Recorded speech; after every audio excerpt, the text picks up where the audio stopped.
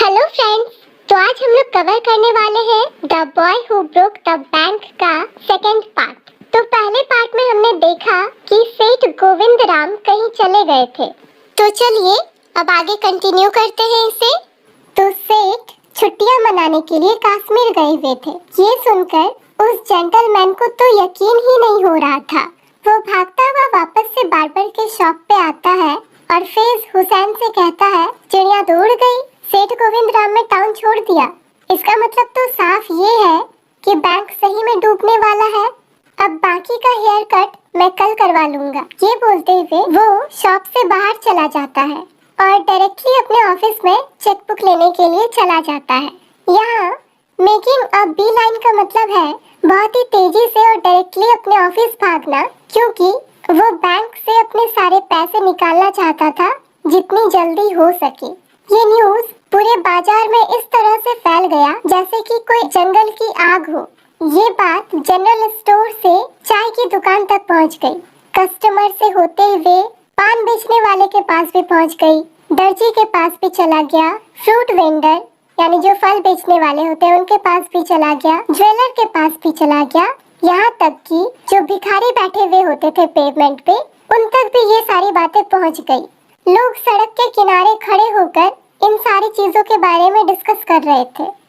इस छोटे से शहर में मुश्किल से ही कभी कोई दुर्घटना या कोई आपदा आई होगी। यहाँ ना तो कभी कोई बाढ़ आया, ना कभी भूकंप आया और ना ही कभी सूखा पड़ा।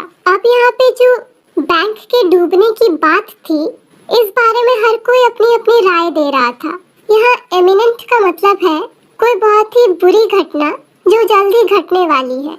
यहाँ स्पेक्यूलेटिंग का मतलब है बिना फैक्ट जाने किसी चीज के बारे में अपनी अपनी राय देना। और फ्रेंजी का मतलब है बहुत ही ज्यादा एक्साइटेड होना। तो बैंक के डूबने की खबर सुनकर सारे लोग अपनी अपनी राय दे रहे थे, वो भी बहुत ही एक्साइटेड तरीके से। कुछ लोग तो अपने फार साइटेडनेस के बारे में डींगे हाँक रहे थे। फार साइटेडनेस का मतलब फ्यूचर के बारे में पहले से ही पता लगा लेना। कुछ लोग तो अपने आप को कांग्रेचुलेट कर रहे थे कि उन्होंने पहले ही अपने पैसे इस बैंक से निकाल लिए, और कुछ लोग तो इस बात से खुश थे कि उन्होंने कभी भी इस बैंक में अपना कोई अकाउंट बनाया ही नहीं। कुछ लोग तो इस बात पे भी अपने अपने विचार रख रहे थे कि आखिर क्या रीजन रहे होंगे सेठ गोविंद राम के बैंक के डूबने के। तो उनमें से कोई कहता है कि सेठ ने तो स्टेट ही छोड़ दिया और वो यहाँ से भाग गए। कुछ लोग तो यही कह रहे थे कि उन्होंने देश ही छोड़ दिया, और कुछ लोगों का ये भी मानना था कि वो इसी टाउन में छुप कर बैठे हुए हैं। उसी भीड़ में कोई एक ऐसा आदमी था जिसका कोई रिलेटिव उस बैंक में क्लर्क के रूप में काम कर रहा था। वो उसे कॉल करने का सोचता है और रियल बातें जानने की कोशिश करता है। जब वो उसे कॉल करता है तो उसे जवाब मिलता है कि इसके बारे में मुझे कुछ भी नहीं पता, मुझे बस ये पता है कि आधा शहर बैंक के सामने अपने पैसे वापस लेने के लिए खड़ा है। मुझे तो ऐसा लग रहा है कि हर कोई पागल हो चुका है। तो ये जो रिलेटिव थे ये कहते हैं ऐसी अफवाह आ रही है कि आप लोगों को 2 मंथ से कोई पेमेंट ही नहीं मिला है। तो क्लर्क रिप्लाई देता है, वेल यहाँ तो सारे क्लर्क को उनकी सैलरी मिल रही है। अगर हमें सैलरी नहीं मिलती तो हम यहाँ काम ही क्यों करते। हाँ, ये हो सकता है कि कुछ पार्ट टाइम वर्कर्स को लेट पेमेंट मिला हो, लेकिन इसका मतलब ये नहीं है कि यहाँ पे पैसों की कमी है। बस बात इतनी सी है कि जो क्लर्क उन्हें पेमेंट देता है वो कुछ दिनों से छुट्टी पे है क्योंकि वो बीमार है।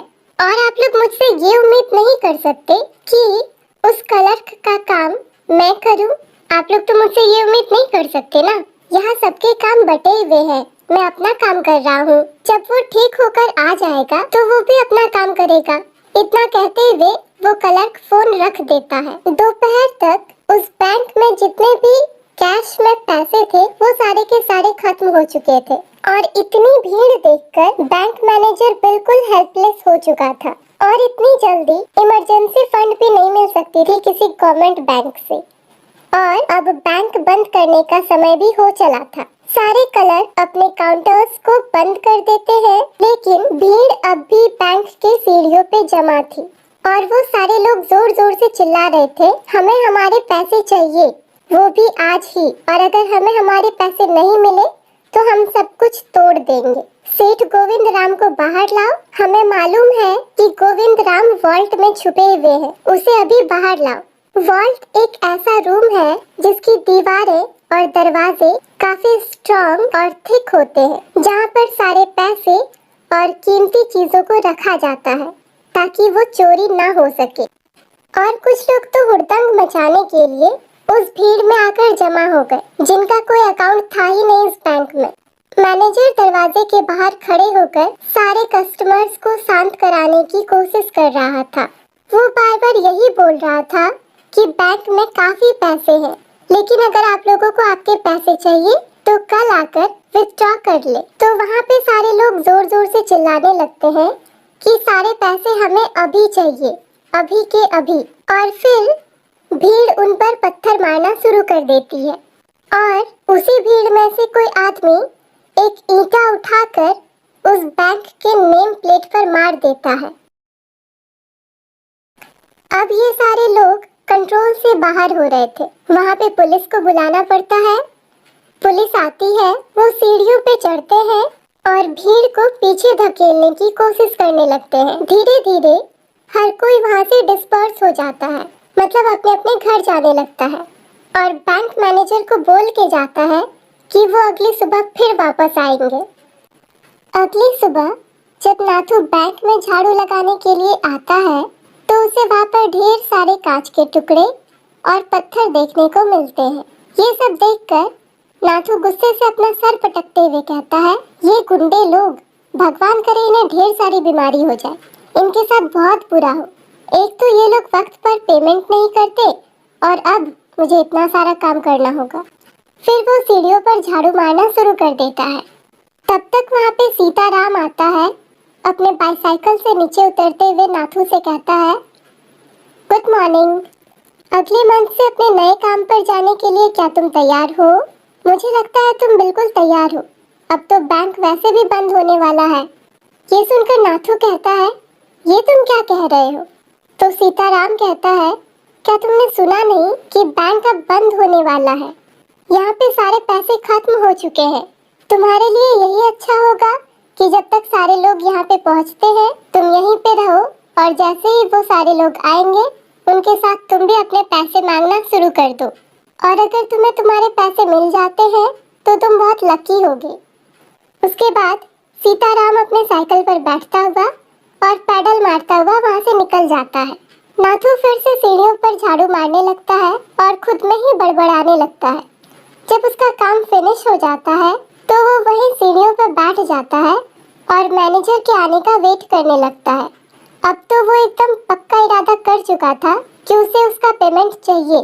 इसके साथ ही वो अपने आप से बातें करता है और खुद को ही कहता है कि किसे पता था कि ये बैंक पूरी तरह से डूब जाएगा।